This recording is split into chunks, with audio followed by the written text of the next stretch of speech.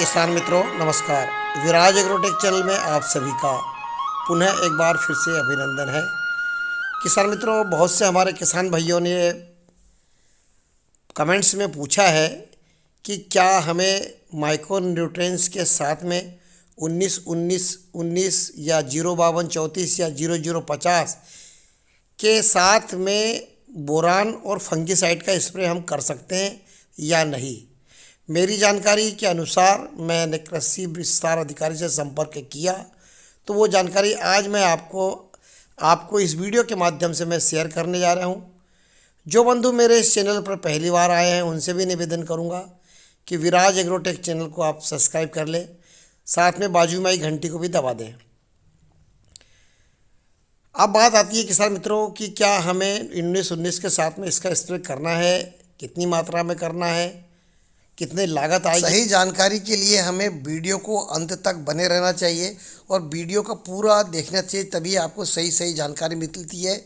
ऐसा विशेष ध्यान रखें किसी भी वीडियो देखने के पहले तो अपन ये चर्चा करते हैं कि 19-19-19 NPK, 0-52-34 NPK, 00-50 NPK घुलनशील NPK का डालने का समय कब होता है और इसकी कीमत कितनी होती है और कितनी मात्रा में इसको डाला जाता है, वो पहले शेयर करता हूँ।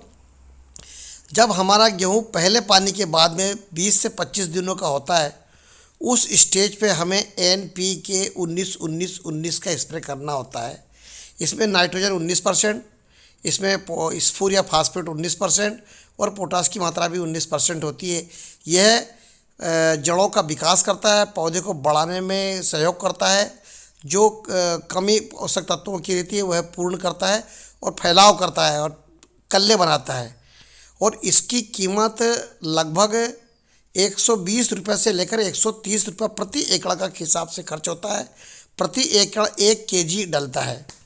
अब आता है दूसरा NPK घुलनशील 0-52-34। इसमें 0% नाइट्रोजन है, 52% स्फूर या फास्फेट है और 34% पोटास की मात्रा है।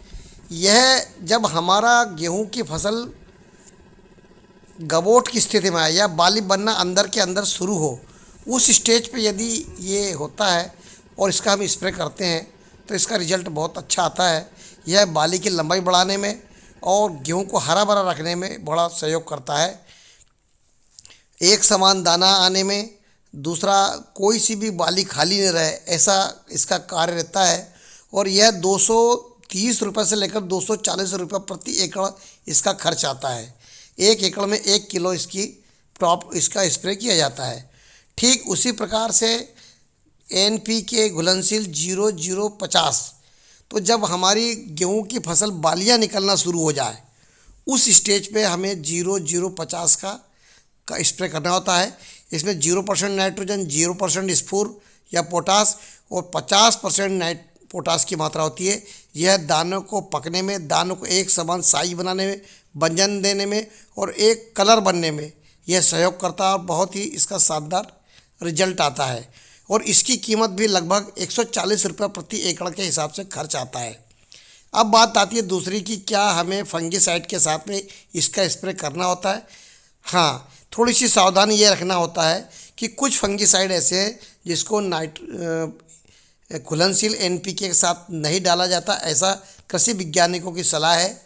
उस फंगिसाइड में एक तो टेबिकोनाजोल है, दूसरा कॉपर ऑक्साइड है और तीसरा कॉपर सल्फेट है।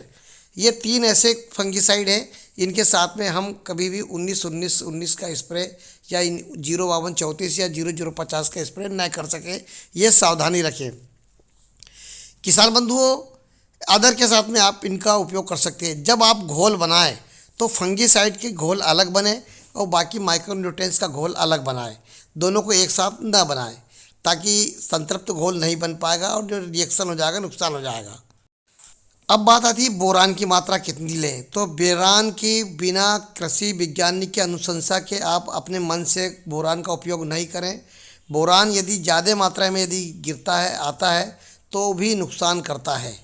इसलिए वो क्योंकि बहुत माइक्रो में डलता है, PP में डलता है, तो जब भी आप अपने खेतों में बोरान का स्प्रे करें तो पहले अपने किसी भी अच्छे कृषक से या कृषि वैज्ञानिक से सलाह लेकर बोरान का उपयोग करें।